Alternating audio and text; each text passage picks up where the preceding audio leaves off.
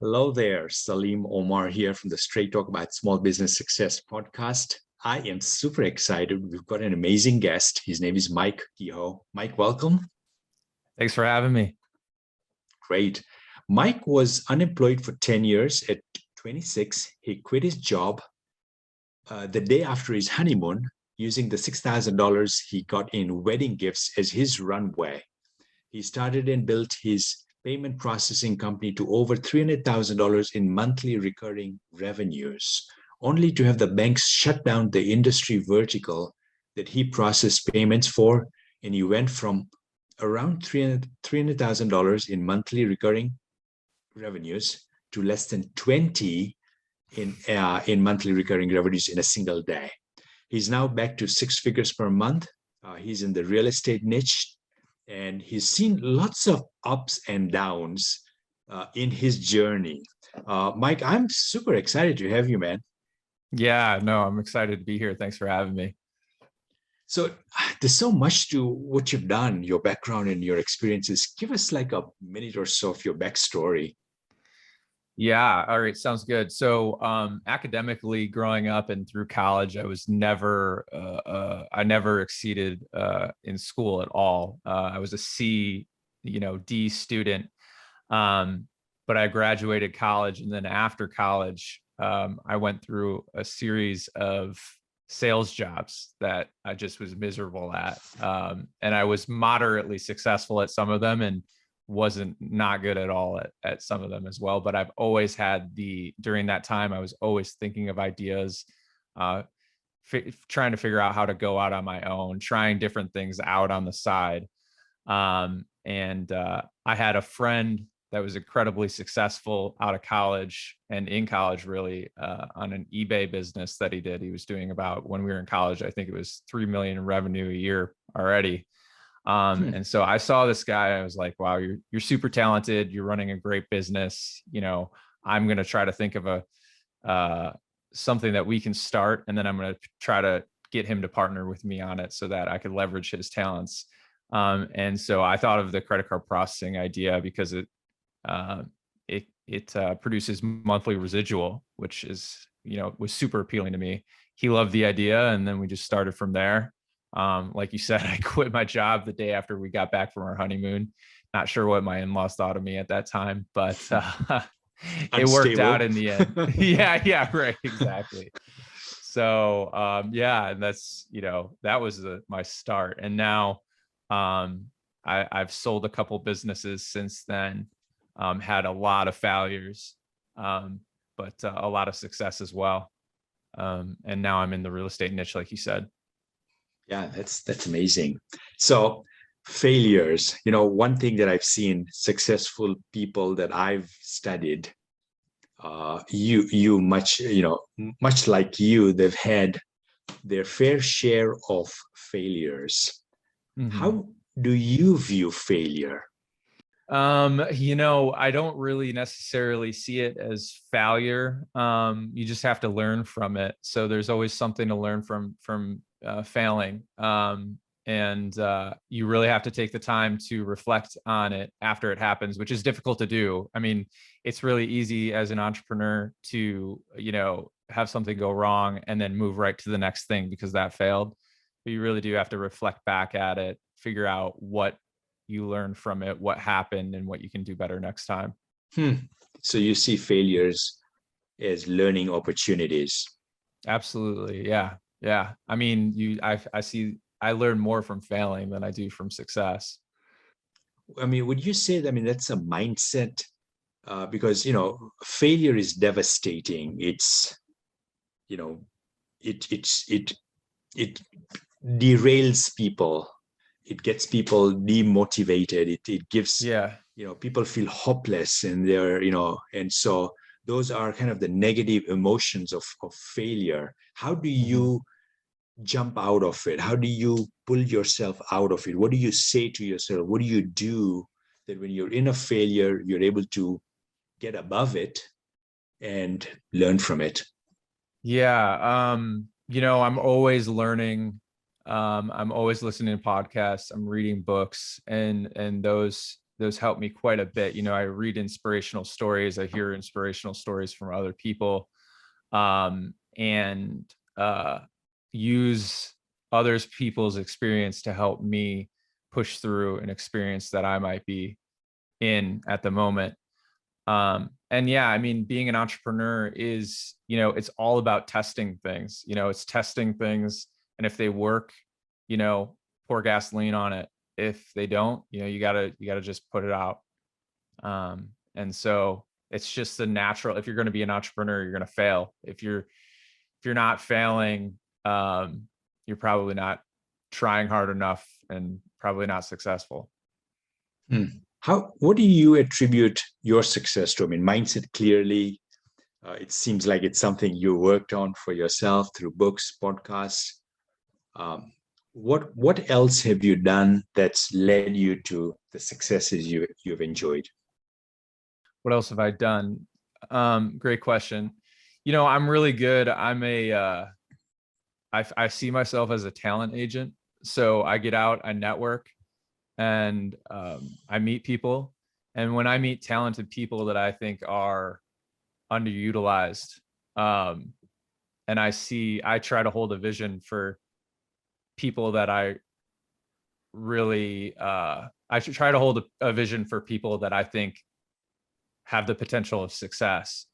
And some of those I turn into my partners. Some of those I turn into my employees, or I try to, grow the relationship with, and leverage that talent. Not in an evil way or anything like that, but to build us both up. I'm a visionary through and through. So I envy the talents of a lot of integrators. And so I have the vision for something, and I see someone would be an awesome operator and integrator. I try to talk to them into joining, my life and my team to help us grow our business and our lives. Interesting you say that, because I am in the same shoes, Mike. I'm a visionary. I have the ability to kind of keep things at the 30,000 foot view and not get lost in the weeds, for good or bad. And I need integrators, I need operators. This is, you're probably referring to the EOS, Gino Trackman's, Gino Wickman's book, Traction, right? So yep. kind of the org chart where, you need different people playing different roles for an organization to be successful, but you need that visionary, and that's you. That's the ability you have, and it's a good skill to have. But you're recognizing also the skill you don't have, which is that of an integrator, a manager, somebody who kind of keeps the show running, right, day to day. Yeah. And when I'm in that integrator role, which I was in my first business, I'm absolutely miserable. So, and I'm not great at it. And I've learned, over the past 10 years on what I'm good at, and I'm accepting that. And I'm just going harder on that visionary role, and just surrounding myself, with people that are, A players on the integration side. Yeah.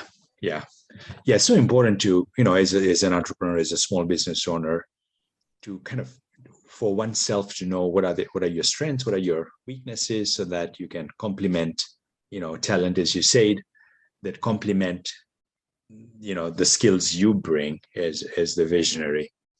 Yeah, absolutely.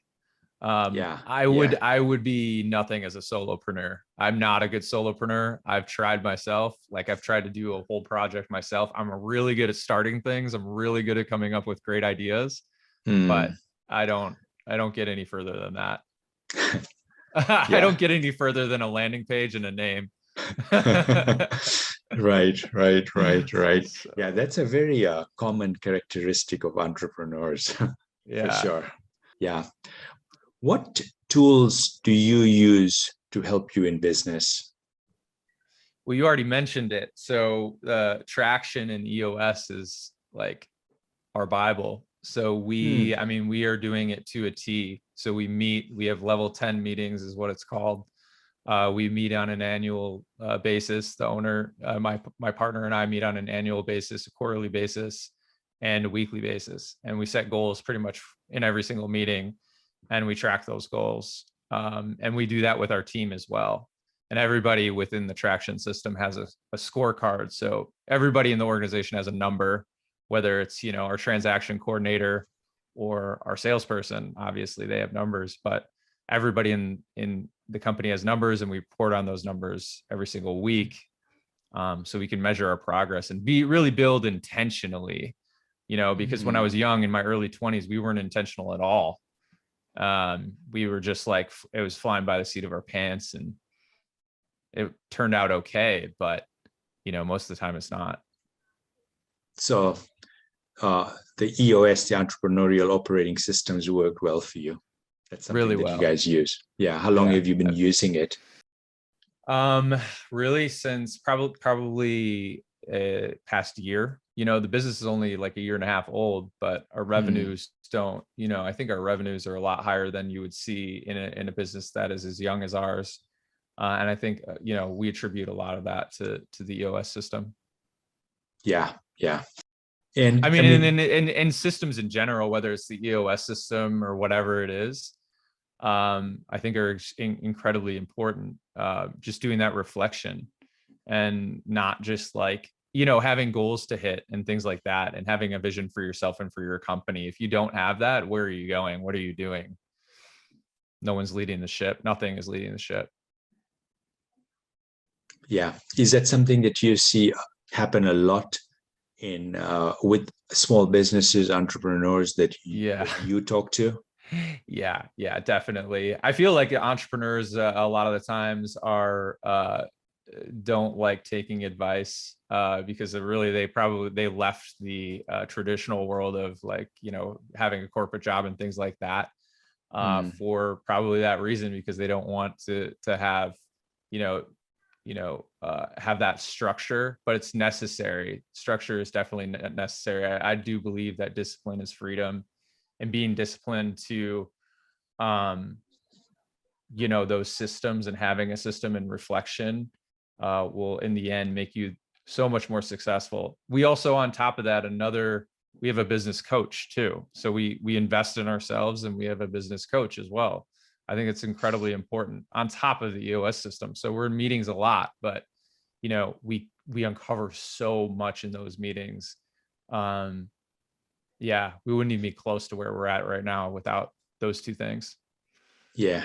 It's interesting. I mean, for the listener, a small business owner, having a coach is so important, because we all have blind spots, and we can't see right behind our ears. We cannot see what goes on, and that's our blind spot. And when you're in business, having a mentor, a coach, a trusted advisor to put the light on it, and to have conversations about the blind spots, so that, because blind spots is when mistakes happen, when we don't know and we're unaware of what are the things we don't know, then mistakes happen, and mistakes are costly, right? If mistakes can be avoided, success is so much more different. And I'm not saying that mistakes, there's an opportunity to learn, but we want to try and minimize mistakes. Right. Yeah. And you're also, by having a coach, hopefully they're like 10 years ahead of you in a similar business, and have made those mistakes. So you don't have to make those mistakes. I'm all about learning from other people's mistakes. I mean, yes, you're going to fail, like I was saying before, as an entrepreneur, but if you can avoid some of that, like you were just saying, by hiring somebody that's already been there, done that, I mean, why wouldn't you do that? Yeah. What are some of the things that you guys do, you and your partner, to stay on the same page? Is like the EOS and the business coach, I mean, are these the things, or do you guys have meetings, one-on-one meetings, and what does the agenda look like to make sure that you're both growing in the same direction, and everything is still, you both are feeling the same way about your vision and so forth? Right. Well, first of all, it's picking the right partner from the get-go. So it's not, it's like my partner and I, we meet every single week with EOS. And that's really where we like, it's really structured, but we check in with each other, almost every day, because we like each other, that's always a good thing in a partnership, obviously. And we like to talk about different ideas and things like that. But every week on Monday, we meet and we talk about the numbers from last week. We've got our scorecard where we go over like 10 different items, KPIs. And then we talk about any issues, and we try to solve as many of those issues on that meeting. And within that, we come up with different strategies and things like that to operate our business from. And so that's how we stay on the same page. But like I said, it's all about picking the right partner, because certain partners, like my partner with my first business, would have never done he's like a cowboy. He just doesn't, he wouldn't have wanted, he would not, he didn't like the structure. The coaching, he's like, we're doing a good, he thought, we're doing a good job already. Why would we want to coach? Our revenues are good already. Why would we want to do this, structured meeting, things like that, where you have to have, not that he didn't necessarily have a growth mindset, but he just had his head down all the time.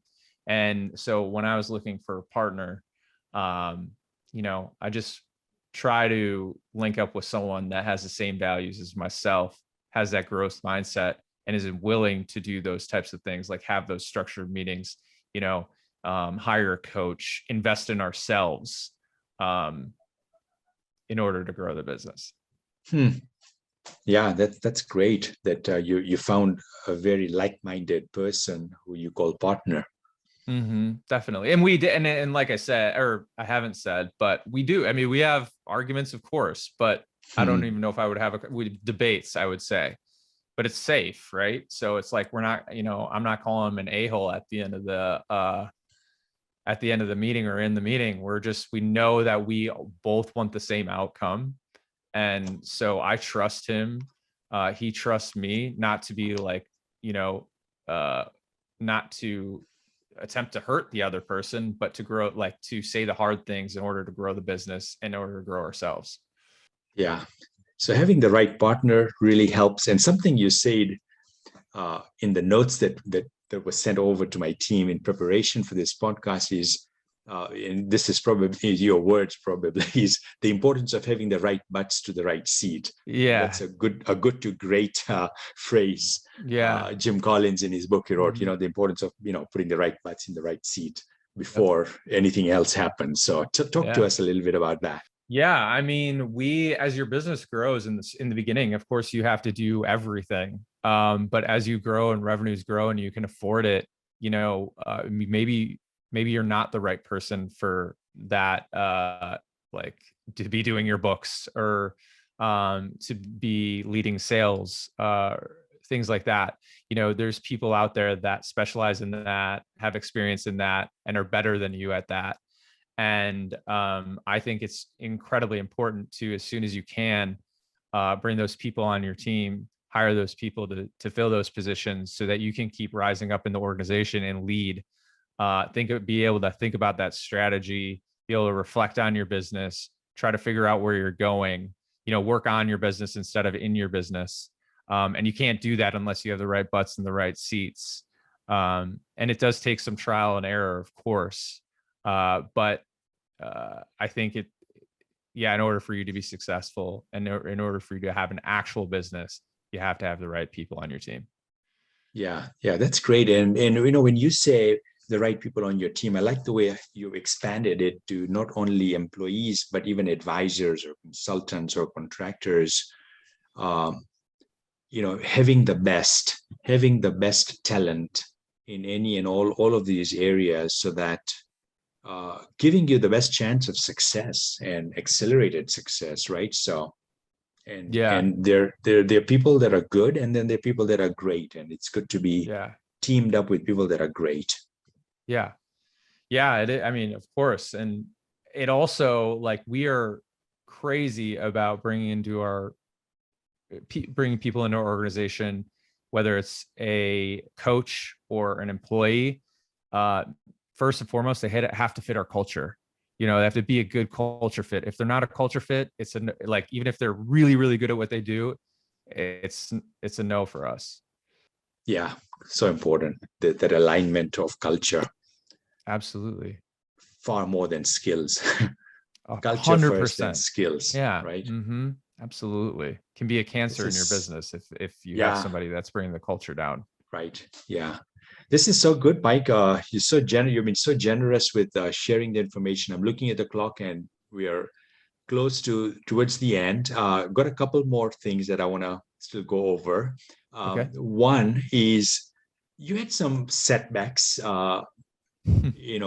in your career. How did you overcome financial losses? What was your secret to getting past it?